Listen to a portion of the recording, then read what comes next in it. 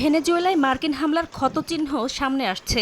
প্রকাশ হচ্ছে হতাহতের খবরও। যুক্তরাষ্ট্রের সামরিক অভিযানে দেশটিতে নিরাপত্তা বাহিনীর সদস্য, বেসামরিক নাগরিকসহ অর্ধশতাধিক মানুষ নিহত হয়েছেন বলে জানিয়েছে কারাকাসের এক জ্যেষ্ঠ কর্মকর্তা।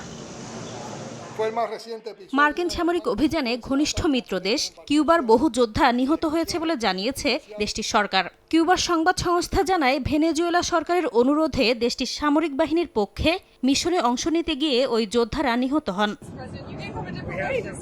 রোববার মার্কিন প্রেসিডেন্ট ডোনাল্ড ট্রাম্প বলেন, মাদক পাচার দমন ও ভেনেজুয়েলার তেল শিল্পে বড় ধরনের সংস্কার আনার লক্ষ্যে দেশটির বর্তমান সরকারের সঙ্গে কাজ করতে আগ্রহী যুক্তরাষ্ট্র।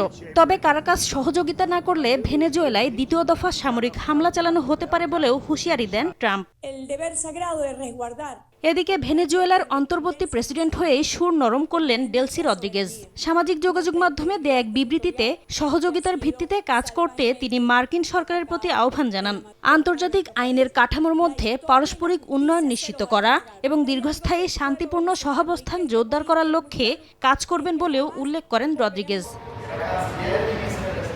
সামরিক অভিযানে রাজধানী কারাকাস থেকে বাবাকে তুলে যুক্তরাষ্ট্রে নেয়ার পর অবশেষে মুখ খুললেন নিকোলাস মাদুরোর ছেলে নিকোলাস মাদুরো গুয়েরা।